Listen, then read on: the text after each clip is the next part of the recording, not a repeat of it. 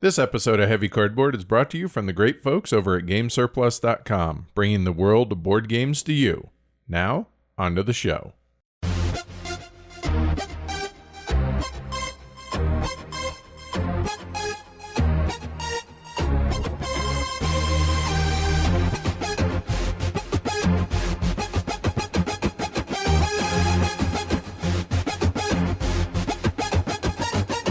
Heavy Cardboard, episode 89, Smorgasbord. Bork, bork, bork.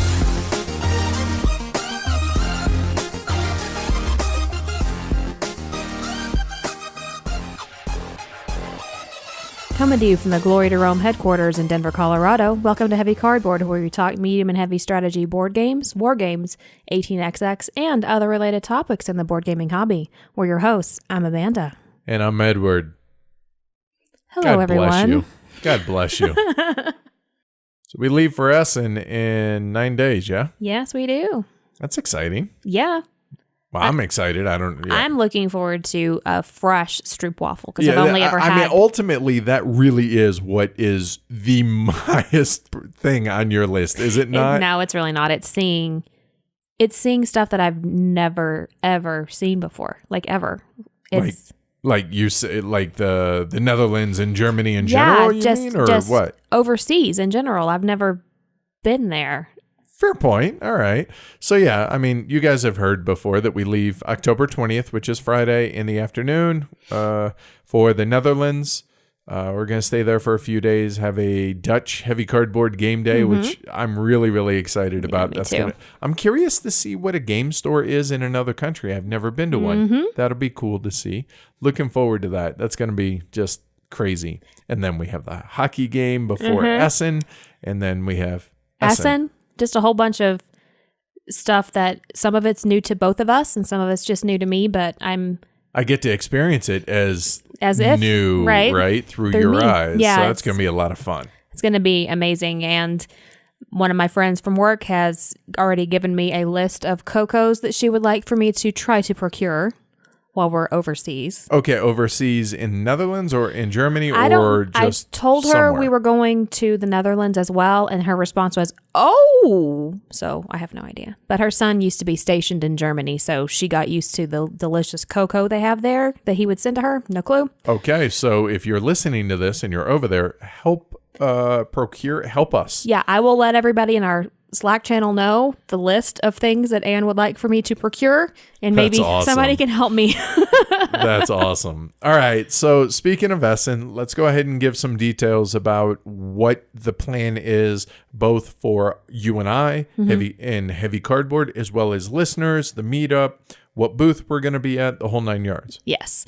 So to start off with, the booth we're going to be at is booth 2D128. That's ADC Blackfire's booth. It's a pretty good sized booth. It's definitely hard to miss. And we're gonna have like it's a banner that I want to say it's the size of a door. It'll be on a door.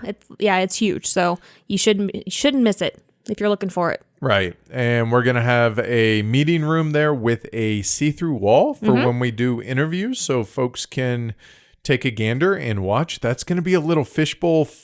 Exciting, but a little weird, too. It too. really makes me want to go buy a hat, like a Nemo hat, and wear it. Oh, that's funny. I really should do that. You really should. I think Dory would be more apropos for me. Maybe Gil, because he's, weathered. For me, yeah, right. So that's booth 2 Delta 128. Yes. So that's Hall 2. Booth D128. So we're going to be there. The plan is we're going to be hosting a game of Kalimala along with Uli and a couple of patrons. Yes. That we're going to do a drawing for later on this weekend.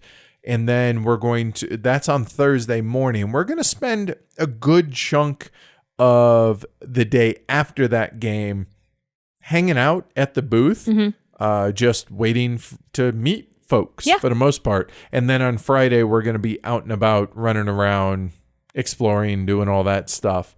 And then on Saturday, we have another game of Kalimala at the booth, at the ADC Blackfire booth. This one without Uli, because that man is going to be just completely crazy busy with meetings and everything. So you and I are going to host one. Correct. And anybody that wants to send us an email, they can do that to get into the drawing. Now you only have 3 days to get this in because we're doing the drawing on Sunday. So get your emails into kalimala@heavycardboard.com by October 15th. Right. We're going to do the drawing on the 15th. So do it by the end of the day on the 14th for y'all. All right. If you're interested, if you're free. So the game on Thursday, I believe, is at 11:30. And I think the game on Saturday is at 1300. ADC Blackfire put out a tweet with a graphic that has all the information on it with and the they date also and everything. they also posted it over on their Facebook page. Yeah, so you can check that out there. Yeah. Anytime, just search for ADC Blackfire on social media and you should find it. So that takes care of where we're going to be, and that's going to be our home base. Kind of like if you saw me or you, I guess, heard last year, What's Your Game hosted me at their booth. So this is going to be kind of a similar thing, that this is just going to be our base of operations, and we'll be selling t-shirts there. We're going to have a ton of Lisboa promos there. So very, very excited that the printing of the new copies, because the ones that obviously 2,700 of them, along with untold hundreds of copies of Lisboa, went up in flames in China. Me sick. The good news, they're reprinted and they are here. So we are going to have plenty of promos for everybody that wants them. We're going to do the exact same thing that we did at Gen Con. You come to the booth, buy a shirt. We're going to be charging 20 euros for a shirt there at the booth, and you get a Lisboa promo thrown in with it. That supports the show, and you get the most comfortable shirt you'll ever wear. And you may want to do this on Thursday. The reason I'm saying on Thursday is once you wear the shirt, you're going to be like, probably should have got another one. Yeah, you're going to want to come back and get another one. Right. And the good news is we have 160 shirts between the 4 colors that we are bringing. We hope that's enough. Yes, we do. That's a good problem to have. Yeah. I mean, I hope we run out, but yeah. And we're going to have plenty of, like I said, Lisboa promos to give away along with those. So really, really excited about that. And then the thing I'm most excited about, and somebody asked me during the AMA on Reddit, somebody asked me what moment stands out for over the course of the history of the show so far. And that was a super easy question for me, because it was the meetup at Essen last year when we had it booked for 80 and I was worried 10 people would show up. We had 110 people show up. That was crazy. Yeah. So we have the same place booked for this year, although we're going to try and get a little bit more space for this year. But anyway, we're going to have the Golden Elephant Award for 1822 there. Unfortunately, as I've mentioned in the past, Simon Cupforth won't be there because it's his son's birthday. He's going to have a proxy, though. But it was such a cool experience for me, and I cannot wait for this year for that similar experience. Plus, you'll be there. I know. So it's going to be a lot of fun. It was heartbreaking is, I think, the best word to hear about it and not be there. So that's going to be at 1900 on Friday at Fitzpatrick's. There's no RSVP needed. Here's what I will tell you, though, is I got there at 18:55 at 6:55 in the evening, 5 minutes before, the shindig was supposed to kick off. I couldn't get a seat at our own meetup. So plan accordingly, guys. Everybody is welcome that hears this. There's going to be a lot of designers, a lot of publishers, a lot of industry people. If you want to meet folks, that's going to be a really good place to do so. So yeah, hopefully y'all come and hang out with us. 1900 on Friday at Fitzpatrick's.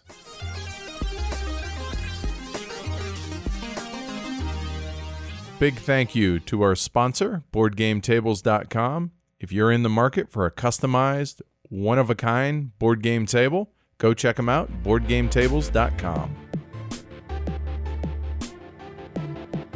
So we do continue to have our patron drive going on. Go over to pledgehc.com to check it out. We definitely appreciate all the support from everybody that has become a patron and that has been a patron. So thank you to everybody, as well as those that have helped spread the word. Keep it up. We appreciate it. PledgeHC.com. Right. So we're going to be going somewhere else for a Herd Around the World. Yeah. So we had our first draw, or our second drawing. Yep. I'm sorry. Our first drawing was July 16th, Yes. I think, is when we had the first one, when we hit the milestone on Patreon. And Space Monkey won that. And he's over in Sweden. Long story short, we had a couple ideas of when to go. One didn't work out for us. The second, he was like, ooh, bad time to come to Sweden. And third time, June. So it sounds like we're going to Sweden in June. Yes, it does. Awesome. The second drawing was this last Sunday, and we had 416 people in the drawing, and we drew... Craig. Yep. Craig B. won the drawing, and he is down in Abilene, Texas. Yes, he is. Somebody was like, wait, that means you draw again, isn't it? Because we had the prerequisite, or the rule that if you're within 600 miles, that's driving distance for us. Texas is 600 miles. So Alone. As it was, Abilene is 700 miles almost exactly. Yeah, so, nope, we're not going to redraw based on that. However, Craig is going to get back to us sometime in the next month or so on whether or not he wants to take advantage of this or whether to have us redraw. Now, there's obviously, he won, so he doesn't have to. It's his choice. More than happy to go to Abilene. Yeah. I'm thinking barbecue. So, okay, let's hook it up. Go see the Texas sky again. Right. And so, yeah, so that's where the second drawing was. I mean, it's random. Right. We didn't know where we were going. Yep. So, yeah, congratulations, Craig. Really excited to head on down to Texas. I have to say, though, that some of the funniest chat is after we draw the person's name because you get inundated with, man, you know what? I misspelled my name whenever I signed up. It's not actually Brad, it's Craig. Or, you know, my name really isn't Matthias, it's Craig. You know, it's really funny. You sure spell Matthias funny. Right? Craig. It's so What? weird. It's so funny. It is. So we appreciate it, and we're excited. So hopefully if you're down in the Abilene area or whatnot, obviously more details to come later on as we go along as this gets closer. So pretty cool. Pretty excited about that trip as well. Well, if we make that trip. If we make it. And if not, excited to draw again. Yes! We'll see how it goes. So switching gears, we bid adieu to a friend of ours over on Punching Cardboard. Eric has decided to step away from the show, as I'm sure a number of y'all have heard. And so, yeah, that I'm sad and I'm happy all the way around. And I'm sad because I thought that Jim and Eric had an incredible chemistry and really good, just a really good dynamic on their show. And I appreciated and thoroughly enjoyed listening to each and every episode when it came out. So that's the sad side of it. The excited side is kind of twofold. I'm excited for Eric because the reason he's stepping away is due to work. He's moving up in his company to where he's going to be way, way up in the company, it sounds like, and he's got to spend more time with that. So I imagine that can only be a positive for a professional, from a professional standpoint. So that's exciting. Plus, he's got a couple of kids and he wants to spend more time with them. And even though you and I don't have kids, I can appreciate that. Yeah, I can understand. Completely understand. So happy trails and safe travels to Eric. And welcome. And welcome Joe Sturgis, who they just released their episode last night while I was out playing cards. So that was cool. I got to listen to the episode on the way home because it's a long drive up the mountain. And I got to say, Joe sounded really, really good, although I'm not really surprised. Joe's been on their show once before. We played games with Joe, and he's very articulate, very cerebral in the best way possible. Has a dry wit. I think folks are really going to enjoy it. I'm excited to see how that show develops. So, congratulations to Joe being now the co-host of Punching Cardboard, and I'm happy and sad for Eric all at the same time. Yeah, it's bittersweet, that makes sense, right? You know? And obviously, Jim being the one constant. Hey, stay grumpy, Jim. Absolutely, buddy. It's all good. Yeah. Hey, piss and vinegar. Grumpopotamus Rex. Seriously. Hey, all. This is Jeff from the best little city in America, the Queen City of the West, Sioux Falls, South Dakota. and I'm borrowing the wife's studio so that I can quickly tell you why I support Heavy Cardboard, and why I think you should too. As the name implies, Heavy Cardboard focuses on board games that are on the heavier end of the spectrum, and that's a segment of the community that often doesn't get a podium. But what I really enjoy about the work of Edward and Amanda and the cast of characters that is Asher, Sweater Mike, Banker Dave, Tech Guru Matt, and Ash Jackson is the sense of community they offer to listeners, viewers, and patrons alike. Come for the games, stay for the camaraderie. Hope you'll find a way to support Edward and Amanda and all they do. Thanks, Heavy Cardboard, and CCMF. We've actually been playing a few games. Yeah, that's Shockingly. weird. Yeah, huh? It's a good thing we don't have a show that depends on that. Why would you want to play games? Why do you want to play games for a board game podcast? It's just silly, right? Jeez. So we did a playthrough of Tulip Bubble. We did a sponsored We playthrough did. of Tulip Bubble. However, what we're about to say is not sponsored. It is not. This is our own free will. Correct. To say as we will. So that said, Tulip Bubble. I wasn't as excited about this as I was Mini Rails because I saw both the games at Gen Con. Mm-hmm. I saw the publisher, Mo Ideas, was there, and David, who was the head of Mo Ideas, he was kind of giving me kind of a high-level elevator pitch, kind of running through the games because they had them both on display. And Mini Rails, it's trains, so yeah, kind of I'm predispositioned to enjoy that anyway, and we've already spoken about that on the show. We did a playthrough of that as well, and everybody in our group universally enjoyed Mini Rails. However, Tulip Bubble, the concept appealed to me because it's about the tulip bubble in the 17th century in the Netherlands. It's fascinating. Right? It really is. It's a real fascinating aspect of history. And I got to say, I can't really say I was pleasantly surprised because I kind of was hoping it would be good, but it was better than I expected, I think is a good way to put it. Definitely. It's much deeper than you would think just at first glance. It is, the more that you play it, the deeper it can go. You know, I mean, it's currency manipulation and currency speculation, really, but the currency's tulips. Well, there's essentially two types of currency, kind of. Yeah. There's guilders, which, which is victory points in the game. However, you're also bidding on these tulips based on the current market value of it, and you don't know necessarily. You do know some of the information, but not all of what way the market is going to shift between the three colors of tulips and the different grades of tulips. So players are bidding on them or not to either. It's basically arbitrage to where you're trying to buy low and sell it high.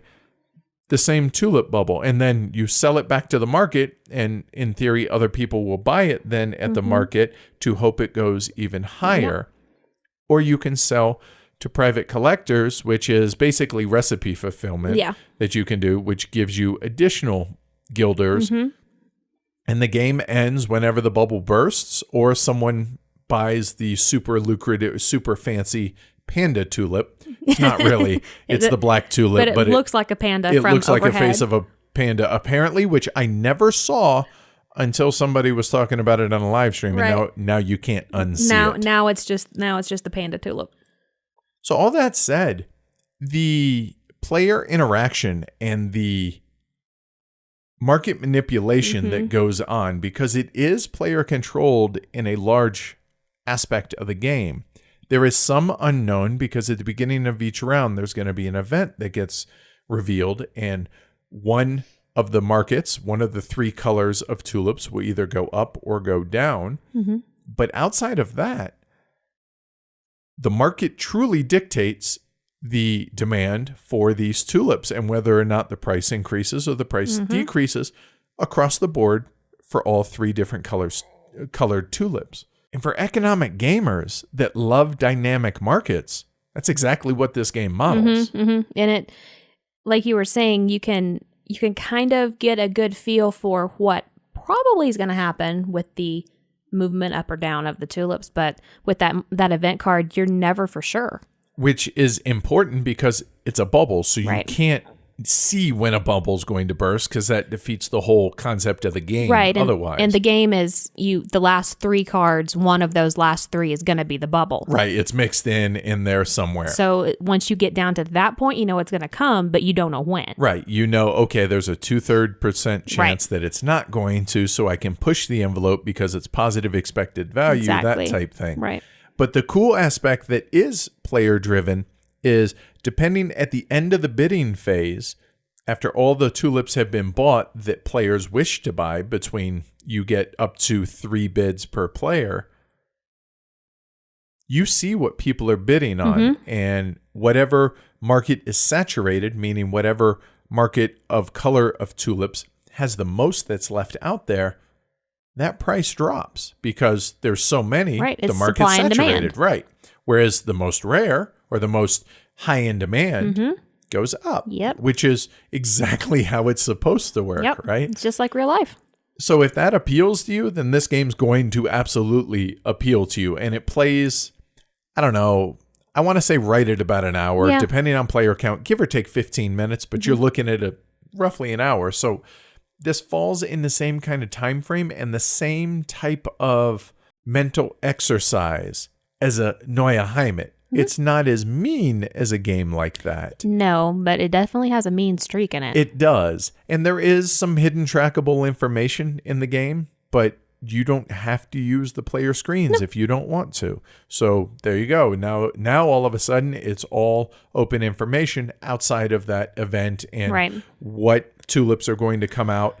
The nice thing about that is you always see what tulips are coming out for the next turn. So you're always one turn ahead. Right. And one thing though that would concern me a little bit with not using player screens, would it give the same dynamic as playing Scoville without those screens? Would it just add and add and add to the amount of stuff you have to try to figure out before you do anything? Right, which adds to the AP or the length of the game unnecessarily. And that's a valid concern. I'm not sure if that is the case. We haven't played it without the screens, but there's also the same reason that some people play with open or closed money on games like Power Grid, stuff like that. Or even Metropolis, like we were talking about at the last playthrough. That it never would occur to me to not have my buildings hidden. But at the same time, at no point do the rules say one way or the other, whereas this does explicitly say to keep it behind your screens, your money, and any tulips that you won. So it becomes, you know, like I said, hidden trackable information. But again, you don't have to use the screen. No. So either way, the option is there for you. So moral of the story, though, is everybody in our group that has played this, including present company, I assume, really enjoyed both of these games. Very much so. These being the two MOA Ideas games, right? Right. Mini Rails and Tulip Bubble. Right. I've played Tulip Bubble now 3 times, as have Me you. too. Do you feel comfortable giving it a rating? I don't know yet. I don't think so. Okay. What about you? I'm kind of split between a 4 and a 5, to be honest, right now, because I really think that it very much could be a 5, but I'm not sure after only 3 plays. So then it's a 4. Yeah. Well, no. I think I would like to reserve judgment on that for right now, and we'll revisit after a couple more plays. Yeah, I think I would need a couple more just to see about the variability and about how it goes. And I want to see it at different player counts because we've played it now at 4 and 5 and enjoyed the game at both. Right. Yeah. Yes, but I don't know. I mean, with auction games, it's kind of hard to know lower than 4. You know, but I'd like to see how it is for sure. Yes, agreed. But early returns so far at 4 and 5. Good. Definitely recommended. As far as where it falls on that scale, we're not sure, but we definitely enjoyed it. Yeah, very much so. All right, so another game that is, you know, currency or stock manipulation would be 4X, right? Yeah, 4X, short for Foreign Exchange by Hollenspiel. We got this game, I don't know, a week and a half ago, thereabouts or so. And the first thing I did is I flipped the box over to read the back of the box, and that was one of the highlights of my entire gaming career. I'm not exaggerating. Literally. So 4X is not available at your friendly local online game store or friendly local game store. So with that said, Tom and Mary, who are the folks behind Hollandspiel, which are the publishers, and Tom being the designer of 4X, decided to have a little bit of fun with the back of the box. And just indulge me, and I promise it's going to be worth you listening to. So here we go. 4X. Why on earth did you buy this game? This is a game about currency trading. Each currency only has value relative to 6 other currencies, and when you strengthen the value of one currency, it weakens each other currency, but only relative to the strengthened currency. Imagine the excitement. Before your turn, $1 is worth 2 Japanese yen, and 1 British pound is worth $4. But then, through a savvy investment, you strengthen the US dollar, and now $1 is worth 2.5 yen, and 1 British pound is worth $3. One of the other players has made a contract with the bank on a previous turn to buy 6 yen for $3. When the contract is resolved, it must be per the original terms, $3 for 6 yen, even though the buying power of $3 would now net somebody 7.5 yen as opposed to 6. He has sustained a ruinous loss. Your opponent gaze upon the board, nodding in solemn but rapturous appreciation of your cutthroat instincts and superior intellect. Or they wonder why they let you pick the game tonight and why they invite you to game night, or why they married you. This is a nerdy, opaque butterfly effect game, possibly the nerdiest, opacest butterfly effectist game in your entire collection. It is about the driest and least interesting topic imaginable. It has a thing called a quote-unquote contract queue, and every investment pays the same thing, $2 of the indicated currency, regardless of the currency's value, yet somehow some investments are significantly better than others. You can be absolutely vicious to your opponents, but it will almost always be by accident, like a compliment that went horribly wrong and ballooned into an all-night argument that lingers uncomfortably for days and weeks. This is a game that feels suspiciously like math, only it's a math where the values of X are ever-shifting, elusive, and transitory. Why on earth did you buy this game? Because all of that sounds like fun to you for some reason, and that's okay. It sounds like fun to us too. It always has. Dating back to our very first prototype nearly 7 years ago, we've always believed in 4X. It hasn't been easy. Publisher after publisher told us the game would never sell. The big guys turned us down. The medium guys turned us down. The little guys turned us down. We even talked to one of those super niche 18XX publishers who felt that there wasn't a market even among their customers. When your stuff is too nerdy even for train gamers, you got a problem. Sometimes it felt like we were the only people in the world who could possibly be interested in this. That feeling persisted when we started Hollandspiel, and when we started, we had no intention of dusting off this old, weird game of Tom's. But then the support of gamers like yourselves convinced us that we're not alone. That there existed a special, peculiar audience for a special, peculiar game like this one. An audience made up of, wait for it, special, peculiar people. And here you are. You're holding the box in your hands, reading these words. You're interested in this game, not despite its dry, weird nerdiness, but because of it. You bought this game because it's for you, and you are who we published it for. You are the reason we publish games in the first place. Thank you so very much for being you, and happy gaming from all of us at Hollandspiel. Best, Tom and Mary. Mic drop. That's it. Seriously. Boom, done. I've never been so excited to be called a special, peculiar person. And wow, this game. So at game day on Saturday, we decided, and by we, I mean all of us, hey, we have 6. Y'all want to try 4X? Everybody was like, yeah, let's get into it. How long is it? I said, it shouldn't be more than 90 minutes. Rule number 1, don't learn the game at 6 players when all 6 are new. No. And we did one of the biggest no-nos that we ever do at game day. And we learned a game from reading the rule book during game day. Normally, somebody has always learned it ahead of time, the whole 9 yards. Rulebook's only 8 pages, but of those 8, only 5 actually have rules. So my level of excitement about this game was pegged out when we got started. As we started going through the rulebook, it was starting to wane a little, I'll be honest, because it read like stereo instructions. Not that the rules were bad, just what did I just read? That type thing. And so then we started playing, and that word opaque keeps coming up. Okay, I understand the rules, but what the hell am I trying to do here? So all 6 of us are fumbling along trying to figure out what the hell we're trying to do here. And my interest kind of bottomed out at that point in the game because I was like, I just don't get it. I just have no clue what the hell I'm trying to do. 90 minutes, remember?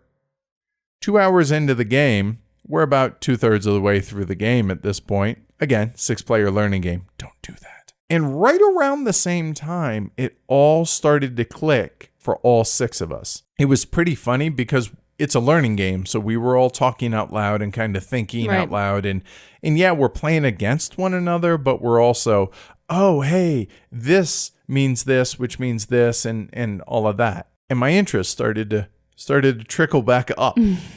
And by the end of the game, out of the 6 of us, 2 of us appreciated the game and could see the genius in the design and said, yeah, I'm all set. Thanks. 4 of us, however, were like, yeah, we need to do this again soon. Really, really excited. So even within the Heavy Cardboard core group, there's going to be a subset of folks that are willing to tackle this game. So even with our group, not everybody is interested in this game. So during setup, the game is fiddly in a sense because you have markers and they're all in pairs for the different currencies, to where every time a currency goes up 1 step, it appreciates in value or depreciates in value. All the matching chits have to adjust on the different tracks, because that's all it is a tracker to keep track of the value of a currency against another currency. And we didn't realize the importance of everybody kept investing in currencies without a real good reason for understanding why we should be investing in a currency or not. Until we started to make contracts. Hey, I'm going to say that when this contract comes due, that I will pay $3 for 11 Chinese yuan. Okay. But then I'm going to be flush in yuan. So then I want to maybe set up another contract that trades maybe 8 of those Chinese yuan for 6 Japanese yen. Because Japanese yen, I think, is going to go up based on the investments that people have. But whenever you do that, you're taking a risk that people can tank the value of these different investments by selling their contracts. When they sell their contracts, they cash out. And for every contract that they sell, just like in an 18xx game, the value of that currency drops by 1 step. So if Amanda sells 2 contracts of Japanese yen, and another player then sells 1 in the same turn, because when somebody sells a contract, it opens it up for everybody clockwise around the table. And you can just kind of see a cascading effect of, oh, wow, if you're going to tank the value, I better get out of it now. So I will sell the contract as well. So all of a sudden, Amanda's 2 selling becomes 6 contracts being sold, and it crashes the value of that currency. But the interesting thing about that is whenever you sell these contracts, you get the currency that you are cashing in for.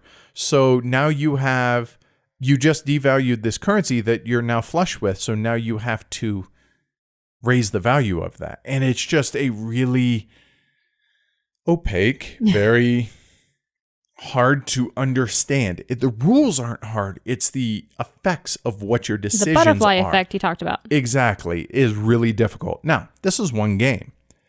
But this, I will say, that I am really excited again about playing this game. like I said, I was like at a 10 of, yeah, I can't wait to get this out. By the end of, up until the 2-hour mark of the game, I was probably closer to a 5, maybe a 4 at that point. And then as it started to click a little bit here and there, I was, oh. And it just kept going up and up and up. And we're back to probably around a 9 that, yeah, I really, really want to get this played. That said, I think 3 or 4 is probably a good spot to learn it at, and then maybe get your first few games, and then as people get more experience, then expand it a little. Then expand the player count. Again, this was off of one game. It's essentially a first look at it. Mm-hmm. But yeah, if the back of the box, if that makes it sound interesting to you, then I definitely would recommend checking out the game. If it doesn't, then stay away because it doesn't get like more exciting than that. It literally is all about, for the second game in a row now, arbitrage. Yeah. That's all you're doing. And in fact, the little, whenever dividends are paid out, it actually says your partner's in arbitrage. So, yeah. So if that sounds interesting to you, definitely check it out. There's going to be more about this in future episodes, right. I have no doubt. And I didn't play it. That's why I've been silent this whole time. Right. She was there for the rules reading, but I don't know how much you absorbed. I don't do well just watching rules. I have to play the game to be able for it to click. All right. So anyway, but we wanted to at least touch base and talk about my first impression with 4X. Definitely. That, yeah, this is definitely going to be a nerd's nerdiest game, I think is a good way to describe myself and those that might be interested in this game. But yeah, seriously, kudos to Tom and Mary for the back of the box to just, you know what? Look, this is what it is. Here it is. Point blank. Take it or leave it. Yep. That's a lot of fun. So while you were playing St. Petersburg, I was playing Chain Magnate with a few people and some sharks in that game. Oh my God. Sweater Mike, whenever you sit down to play Food Chain, you can literally just get right back up again because you're going to lose and you're going to lose to him and he's going to make you cry like a little baby. So did that happen? I cried like a little baby. but I usually do with Food Chain. Food Chain confuses me and it makes me feel like the game is smarter than I am. How so? I just can't wrap my brain around it. I don't know. And I don't know why. I mean, I played it plenty of times. I still just get hung up with where to put my first business for it to be good, to be able to have either a monopoly or a 1 delivery or a 0 delivery. Or 0, right. In other words, on the same tile as where your restaurant is. I don't really use marketing very well. I don't know. You know, it's funny you bring up marketing. That's why that's not your forte. Exactly. Right? That's why I make graphics. So you weren't on the show for Food Chain, were you? I don't think so. No, I know I wasn't actually, because I remember you and Tony playing it 2-player, and I wasn't there. But I mean, I still agree that it was by far the Golden Elephant Award winner for that year. But it doesn't mean that I am not like, what? With the game. It's so hard. Maybe you and I should play it some more 2-player to get you a little bit more comfortable. Fluent. Yeah, or comfortable. Well, I feel like that with you, I feel a lot more open to asking questions and being like, hey, do you think this is a good spot for me to put stuff? Or is this a good place for me to put my restaurant? Things like that. But if I'm playing with other people, I'm not that comfortable, which I mean... Why? I mean, within our own group, I would imagine. I'm just really not. And it's... I think it might be more of a Taurus hard-headed thing where I'm just like... Whoa. You? Yeah. Hard-headed. I know, it's weird, right? I'm not... You couldn't say that to describe me at all, ever. Hashtag sarcasm. But I just... Yeah, I think that playing it a couple of times, just me and you, or maybe me, you and Matt, I think would maybe solidify it a little more. I'm just not comfortable asking for help around other people. Is it that game in particular? Yeah. With Food Chain specifically, that's interesting. Isn't that weird? not weird, but maybe a little weird. Yeah. No, Okay, maybe. I don't know. All right. So overall, though, food chain. Overall, it's awesome. Okay. All right. And I got a guru really quickly, too. I was very proud of myself. All right, so the last game we've been playing is Wildcatters. Wildcatters 2.0 specifically. 2.0. We're going to be doing a live stream of this on Friday for those that are interested. I'm excited about this because I was a really big fan of Wildcatters We when both it first were, came. yeah. Right, true, when it first came out, and we've played it a number of times. Yeah. Now, the second edition makes some definite cosmetics changes as well as some mechanical changes, but I don't feel like with let me try this a different way. The original Wildcatters, as written in the rulebook, this game is different. However, there has been kind of a revision to the rules that was posted on BGG by Andre, one of the designers. And the last few times we've played the game, we have played with this quote-unquote variant that essentially is the second edition with a couple other little small minor changes that I think enhances the game and makes the game a little bit less random with the areas in which you're able to work and build for oil and et cetera, et cetera. So we were smitten with this game from the word go, right? Years, literally. Yeah. I've always loved the game. I've always loved the play of it. The art is gorgeous. The strategy of figuring out where the best place to maybe, hey, let's put a refinery over here because maybe that'll get me the majority that I need in that specific area, stuff like that. Right, because the game is a bunch of mini area majority games for the majority of the scoring at the end of the game. Now, the second edition removes the interim scoring that the first game had. It removes money from the game. However, it replaces them with workers, which 6 of one, half dozen of the other. It's the same thing. It really is. It's just the thing that I would stress to players is you can only spend money on your turn, and you spend shares in your own company on your turn and on other players' turns. Here, sub in the word workers for money, and it's the same thing. It really is. There are some changes. Like I said, there are consolidation tokens that are available, which are just extra victory point and small share generators, kind of an engine, a very small tiny engine though. The game, as I said, is a grouping of area majorities along with being able to drill for oil and then the transportation of this oil to various refineries around the world.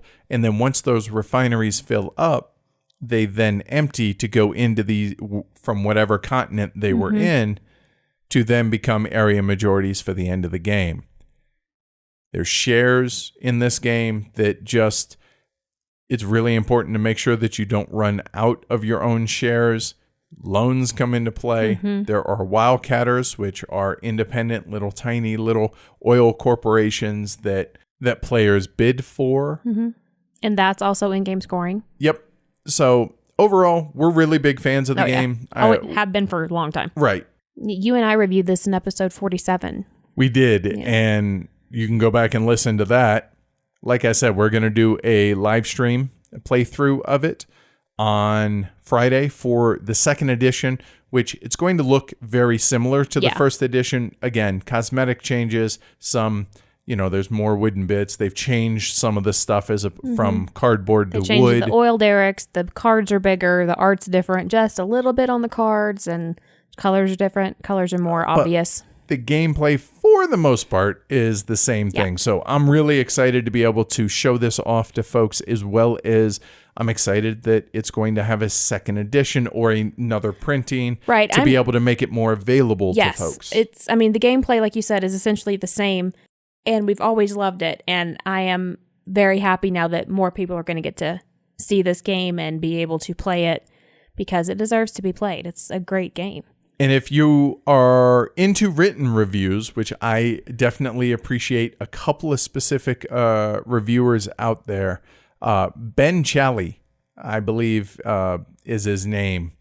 He did a amazing write-up games you're missing out on or something like that about Wildcatters. It's the most thumbed, positive, whatever, upvoted, fill in the right word, review over on BGG. Definitely would recommend you listening to our episode and reading that review, and then hopefully checking out the playthrough on Friday.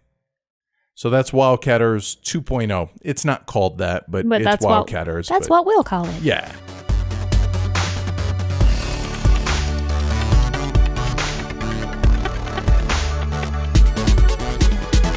So that's a wrap on the episode this week, huh? Yeah, we talked about 4 games that we're either really enjoying or looking forward to enjoying even more. Right, and positive outlook on all 4 for those that are still early on, be it Tulip Bubble, 4X, FOR-EX.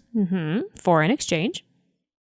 Food Chain Magnate, Golden Elephant Award winner, and Wildcatters, Golden Elephant Award finalists. So, yeah, not really terribly surprised that we're excited about market manipulation, stock investing, and Splotter, and area majority games. Really? I'm shocked, you say. Shocked.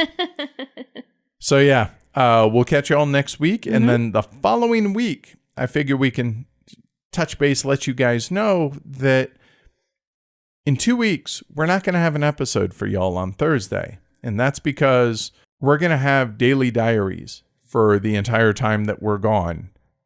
Netherlands as well as through Essen.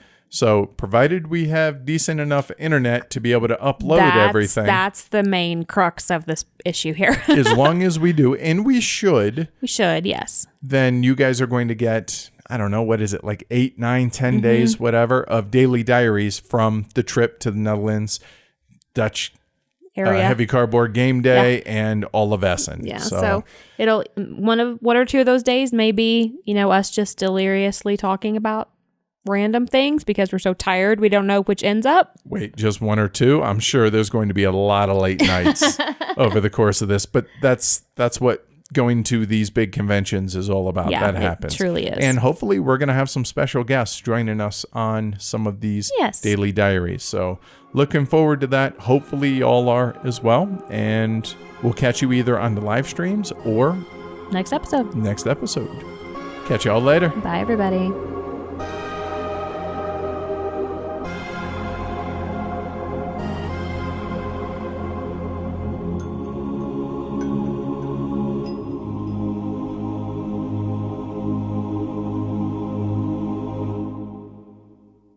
Love you, Jim. We love you, buddy. You're still grumpy, though. He's sensitive, though. People don't realize just how sensitive he is. A lot like me in a lot of respects like that. Definitely.